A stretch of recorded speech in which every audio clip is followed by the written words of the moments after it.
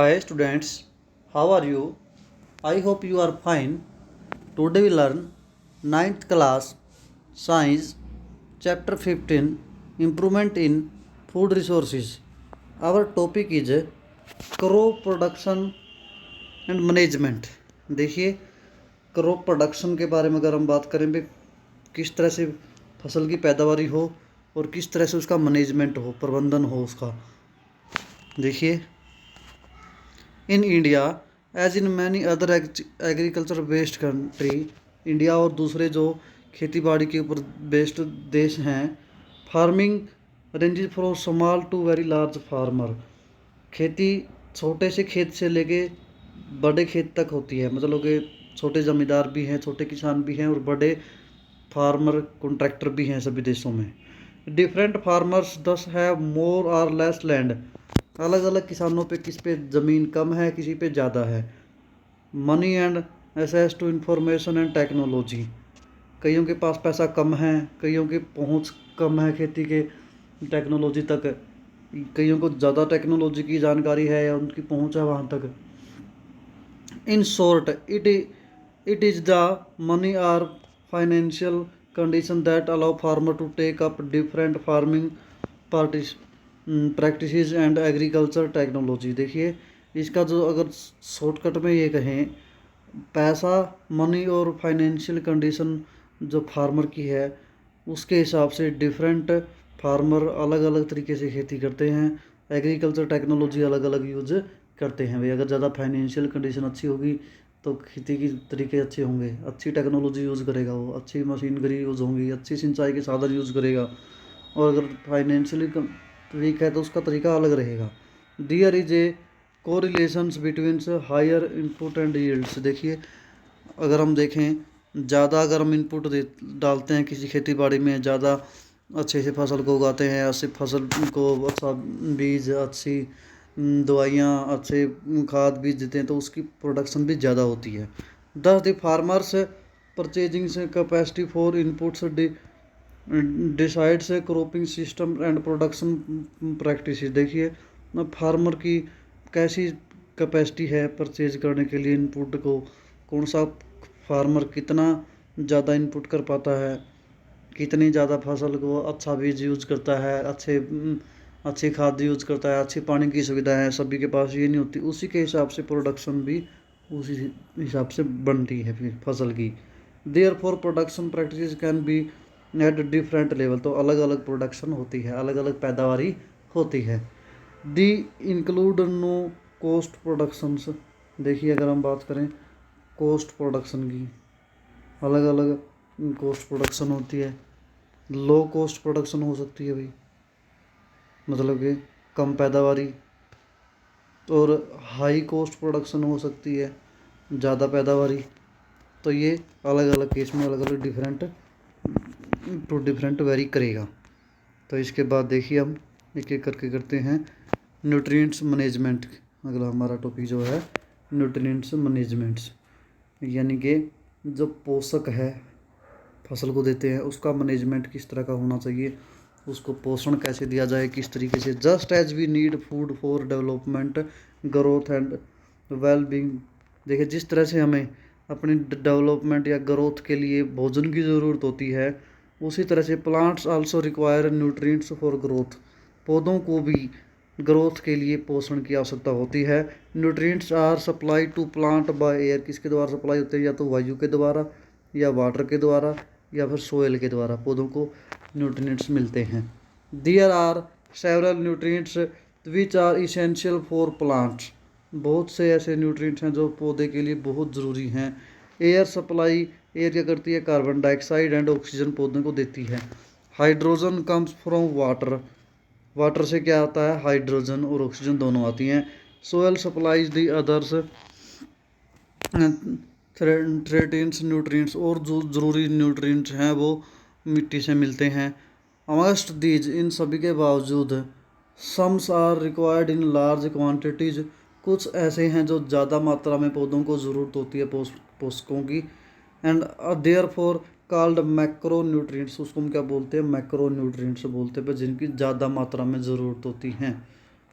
The other nutrients are use by plant in small quantity, थोड़ी मात्रा में use करते हैं, ज़रूरत थोड़ी होती है, उसको हम क्या बोलते हैं, कॉल्ड माइक्रो न्यूट्रिएंट्स। माइक्रो का मतलब होता है थोड़ी मात्रा में, और मैक्रो का मतलब ज़्यादा न्यूट्रिएंट्स। देखिए टेबल के अंदर हमें दिखा रखे हैं, एक एक करके हम देखते हैं। Nutrients supply by air, water and soils, अलग अलग न्यूट्रिएंट्स हैं, सोर्स है उसका, और कौन कौन से न्यूट्रिएंट्स है टेबल में दिखा रखे हैं। देखिए एयर है, एयर के से क्या कौन सा न्यूट्रिएंट्स मिलता है, वो सब मिलता है कार्बन, ऑक्सीजन, कार्बन डाइऑक्साइड मिलती है। वाटर, वाटर से क्या मिलता है भाई, हाइड्रोजन और ऑक्सीजन, क्योंकि H2 वो होता है, हाइड्रोजन और ऑक्सीजन होते हैं इसमें। सोयल, मिट्टी से मैक्रो न्यूट्रिएंट्स, दो तरह के न्यूट्रिएंट्स मिलते हैं, मैक्रो और माइक्रो। मैक्रो मतलब कि ज़्यादा मात्रा में जिनकी ज़रूरत होती है, और माइक्रो जिनकी कम मात्रा में। मैक्रो न्यूट्रिएंट्स जैसे अभी पढ़े भी थे ऊपर, नाइट्रोजन्स, इसके अंदर क्या क्या होते हैं, nitrogens, phosphorus, potassium, calcium, magnesium, sulphur, ज़्यादा मात्रा में ज़रूरत होती है। माइक्रो न्यूट्रिएंट्स कम मात्रा में ज़रूरत होती है, आयरन, मैग्नीज और boron, zinc, copper, molybdenums, chlorines, ये क्या है, माइक्रो न्यूट्रिएंट्स। तो देखिए deficiency of these nutrients affect physiological process in plant including reproduction, growth and susceptibility to disease. देखिए भाई, अगर इनकी कमी हो जाए पोषक तत्वों की, वो पौधे को इफेक्ट डालती हैं। क्या क्या इफेक्ट डालती हैं, प्रोडक्शन मतलब कि रिप्रोडक्शन, जनन प्रक्रिया पे, पौधे की पे, ग्रोथ में ज़्यादा ग्रोथ नहीं हो पाती पौधे की, सस्केप्टिबिलिटी टू डिजीज, बीमारियों से लड़ने की क्षमता पे इफेक्ट डालती हैं। टू इंक्रीज दी यील्ड, पैदावारी बढ़ाने के लिए, soil can be enriched by supplying these nutrients, तो हमें ये पोषक तत्व मिट्टी को देने पड़ते हैं, या फिर मिट्टी में कम हो जाए तो हम अदर डालते हैं फिर बाहर से। इन दी फॉर्म ऑफ मैन्योर और फर्टिलाइज़र, हम खाद या फर्टिलाइज़र के रूप में, मैन्योर के रूप में मिट्टी में डालते हैं। तो देखिए अब एक एक करके हम पढ़ते हैं। मैन्योर, जो गोबर की खाद जो होती है उसको मैन्योर बोलते हैं, या फिर केंचुए की खाद जो होती हैं। देखिए manure contains large quantity of organic matter, organic matter इसमें ज़्यादा होता है, and also supply small quantity of nutrients to the soil, और ये स्मॉल मात्रा में जो न्यूट्रिएंट्स हैं मिट्टी को प्रदान करते हैं। मैन्योर इज प्रिपेयर बाय, कैसे बनता है, decomposition of animal excreta and plants waste, जो एनिमल की वेस्ट होती है, पेशाब, मूत्र, गोबर वगैरह जो, और फिर अब पौधे की जो वेस्ट होती हैं, पत्तियाँ होगी, टूटी फूटी वो टहनियाँ होगी, तो उनसे बनती है भाई ये। या फिर पौधों के सब्जियों के छिलके, फलों के छिलके। Manure help in enriching soil with nutrients. देखिए सोयल के अंदर जब इसको मिलाते हैं तो उसमें न्यूट्रिएंट्स की मात्रा बढ़ जाती है।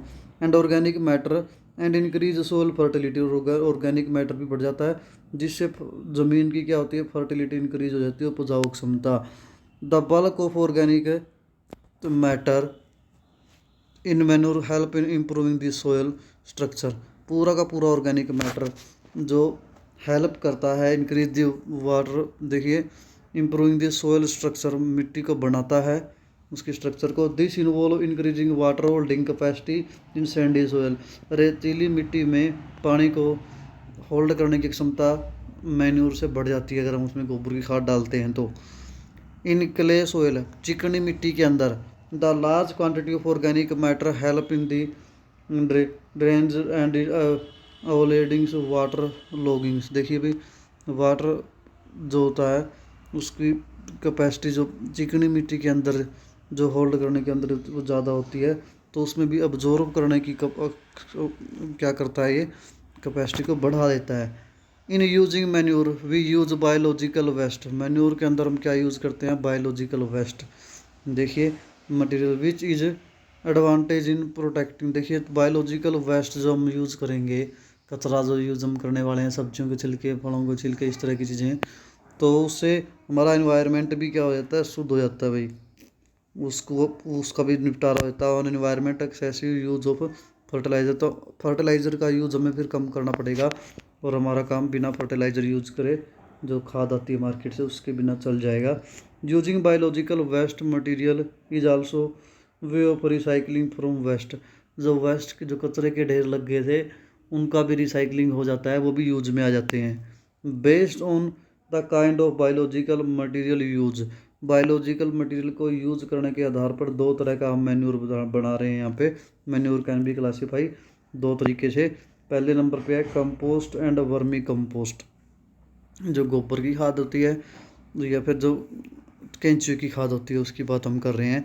The process in which farms waste materials like livestock excreta, जिस तरह से इसमें वेस्ट मटेरियल यूज़ करते हैं खेत खासकर जैसे पशुओं को रखते हैं, गाय भैंस को, उनके गोबर का जो वेस्ट होता है, cow dunks extra. Vegetable waste, सब्जियों की वेस्ट होगी, पत्ते या फिर उनकी छिलके वगैरह।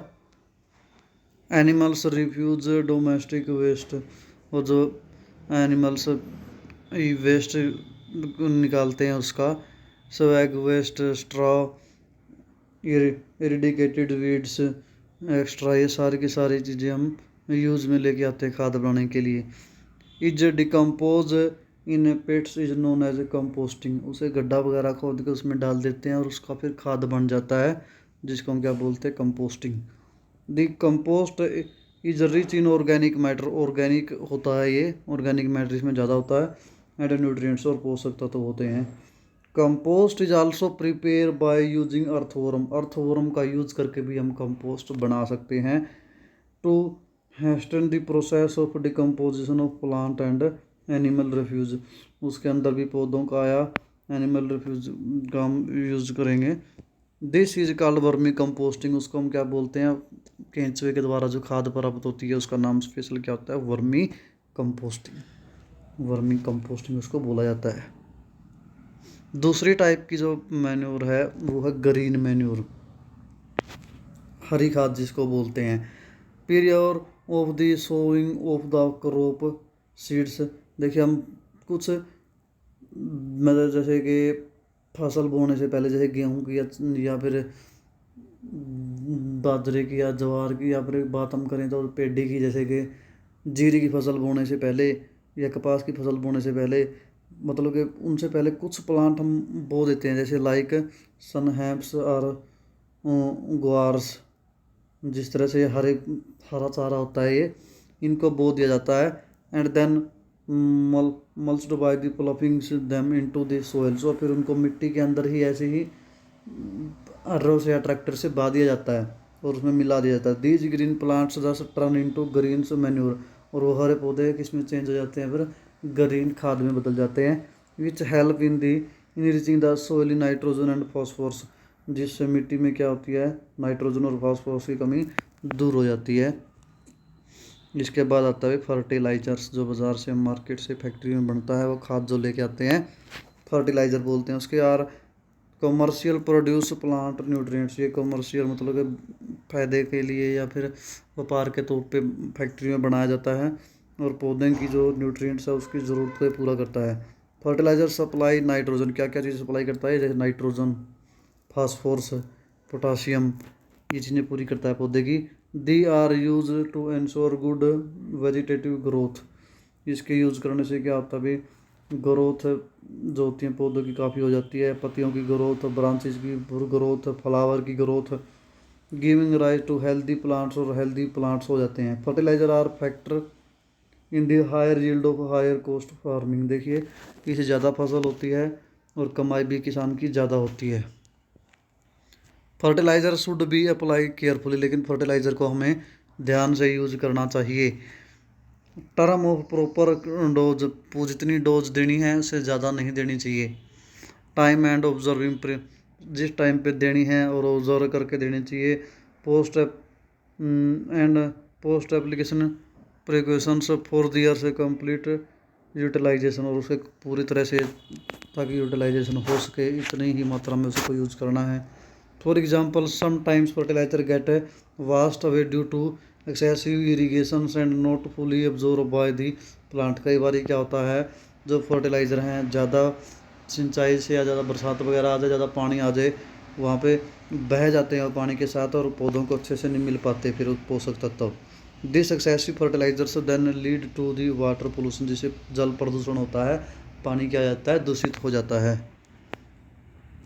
Also we have seen in previous chapter, पिछले चैप्टर में भी हमने देखा, continuous use of fertiliser in area can destroy soil fertility. लगातार अगर हम फर्टिलाइजर का यूज़ करते हैं तो मिट्टी की उपजाऊ क्षमता भी खत्म हो जाती है। Because the organic matter in the soil is not replenished and micro organisms in the soil are harmed the by fertilisers, क्योंकि ऑर्गेनिक मैटर उसमें कम हो जाता है और जो सूक्ष्म जीव होते हैं मिट्टी के अंदर वो मर जाते हैं, उससे उनका नुकसान हो जाता है। तो short term benefit of the using fertiliser and long term benefit of manure. देखिए अगर हम करें कुछ समय के लिए हमने अगर बेनिफिट लेना है तो हम फर्टिलाइजर से ले सकते हैं, लेकिन लंबे टाइम के लिए बेनिफिट अगर हमने लेना है तो मैन्योर से मिलता हो, मैन्योर से। मेंटेनिंग सोइल फर्टिलिटी, क्योंकि उससे मिट्टी की उपजाऊ क्षमता बनी रहती है गोबर के खाद से। Have to be consider whiles aiming for optimum yield of crop production, तो इसलिए हमें देख के सोच के भी किस तरह की फसल हमने, किस तरह की पैदावारी हमने वो करनी है, उसके हिसाब से हमें इसको चूज़ करना है। देखिए organic farming is a farming, अब बात हम कर रहे हैं ऑर्गेनिक फार्मिंग की। ऑर्गेनिक खेती क्या होती है? System with minimals or non use of chemical fertiliser, जिसमें केमिकल फर्टिलाइजर का या तो बहुत कम यूज होता है या फिर होता ही नहीं है। देखिए हर्बिसाइड्स पेस्टिसाइड्स यूज नहीं किए जाते। And with A maximum input of organic manure, ज़्यादातर ऑर्गेनिक मैन्योर का यूज़ होता है। रिसाइकल्स फार्म्स वेस्ट, देखिए जो वेस्ट हैं उनका रिसाइकल्स किया जाता है, जैसे स्ट्रॉ एंड लाइव स्टॉक्स एक्सरेट्रा, गोबर वगैरह या फिर वेस्टेज जो उनका यूज़ होता है।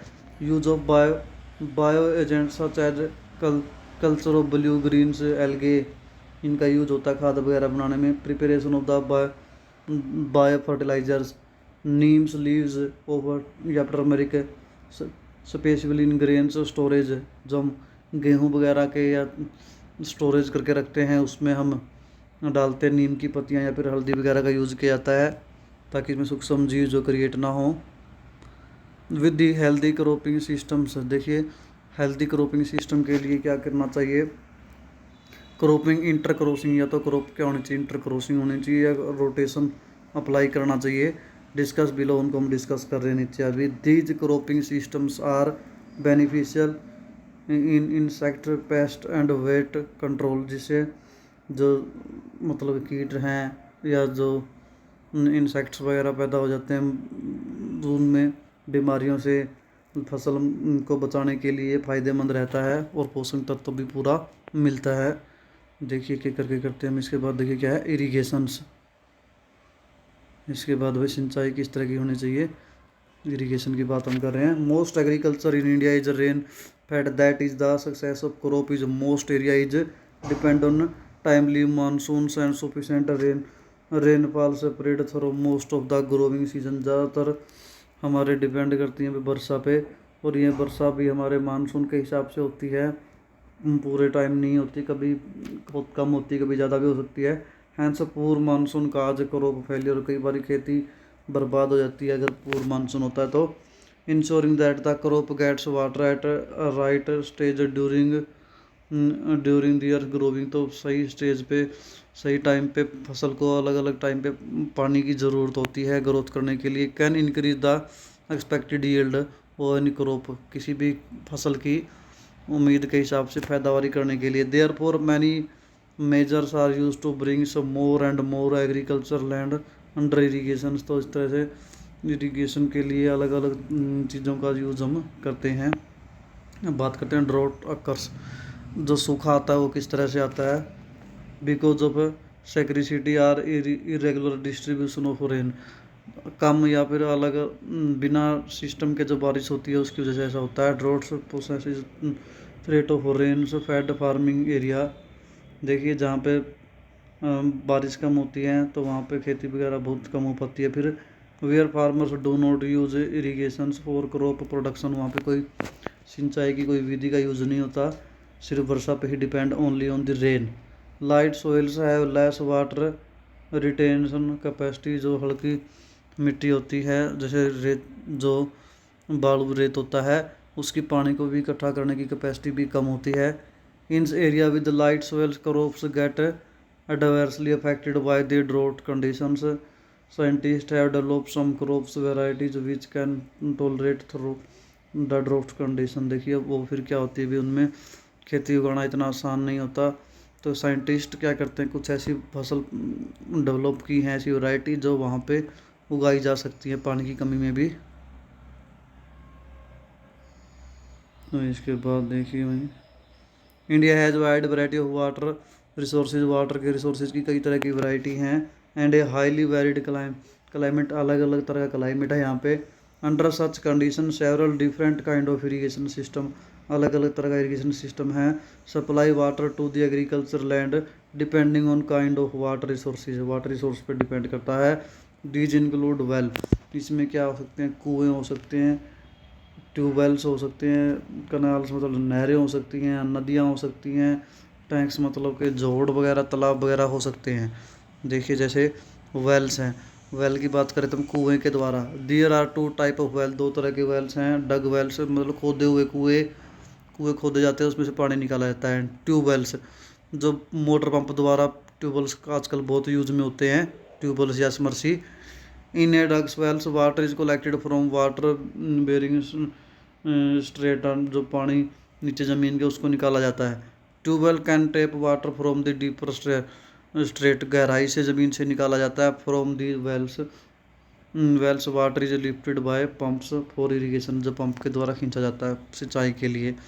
इस तरह से है कनाल्स में क्या होता है भाई, नहरों के द्वारा सिंचाई होती है। This is usually an elaborates and extensive irrigation system. देखिए इसमें सिंचाई इसके द्वारा अच्छी होती है। इन दिस सिस्टम से canals receive water from one और more reservoirs of from river, ये पानी के एक से ज़्यादा चीज़ों के द्वारा पानी इकट्ठा होता है या नदियों के द्वारा इकट्ठा होता है, उसमें से नहरें निकलती हैं। The main canal divide into branch, मुख्य नहर को आगे ब्रांचों में बांट दिया जाता है। Having further distributed into irrigation field, और वो फिर खेतों में सिंचाई के लिए जाती हैं, जैसे नहरों से रिजर्वायर निकाल दिए जाते हैं। इसके बाद है भाई रिवर लिफ्ट सिस्टम।